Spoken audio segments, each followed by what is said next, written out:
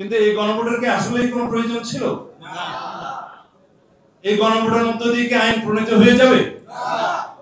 এই গণভোটের মধ্য দিয়ে কি সংবিধান পরিবর্তিত হয়ে যাবে?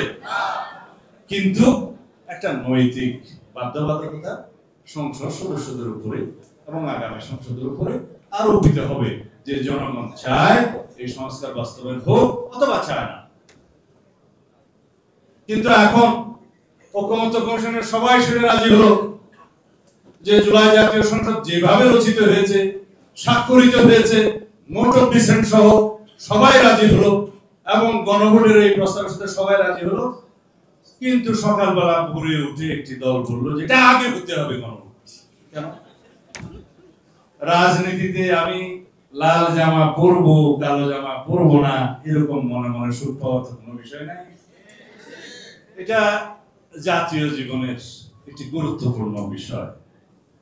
গণতান্ত্রিক পদ্ধতিতে আমরা ফেরত যাওয়ার জন্য, গণতান্ত্রিক উত্তরণের জন্য যে দীর্ঘ সংগ্রাম লড়াই করেছি তার পরিণতি সফল পরিণতির বিষয়। এটাকে বাধাগ্রস্ত করে, প্রশ্নবিদ্ধ করে, নিত্য নতুন বিভিন্ন রকমের ইস্যু সৃষ্টি করে কোন সময় ঘি দিয়ে তৈলাক্ত করার যে বয়ান দিচ্ছেন, এগুলো শোভনীয় নয়।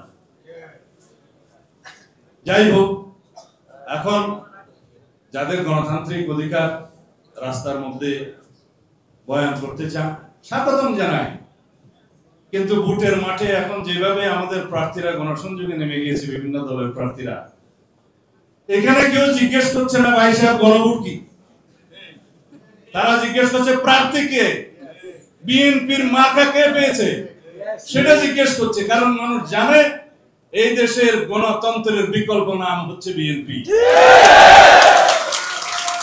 এদেশের গণমানুষ জানে যে সংস্কারের মধ্য দিয়ে অগ্রগতি প্রগতি নিশ্চিত করার যে দল, সেই দলের নাম বিএনপি।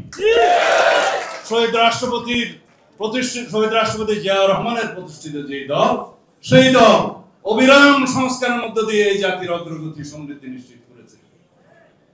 1971 সালে যার কণ্ঠ দিয়ে স্বাধীনতার ঘোষণা হয়েছে, 1975 সালে যার নেতৃত্বে বাংলাদেশের স্বাধীনতা গণতন্ত্র রক্ষিত হয়েছে, পুনরুদ্ধার হয়েছে, 1979 সালে যার নেতৃত্বে দেশে বহুদলীয় গণতন্ত্র পুনঃপ্রতিষ্ঠিত হয়েছে, বিচার বিভাগের স্বাধীনতা, গণমাধ্যমের স্বাধীনতা নিশ্চিত হয়েছে, এই দেশের সার্বিক উন্নয়ন অগ্রগতির জন্য সকল পদক্ষেপ যে 1979 সালে পঞ্চম সংশোধনের মধ্য দিয়ে প্রতিষ্ঠিত হয়েছে, সেই দল এবং সেই দলের নাম হচ্ছে রাষ্ট্রপতি শহীদ জিয়াউর রহমানের প্রতিষ্ঠিত বিএনপি।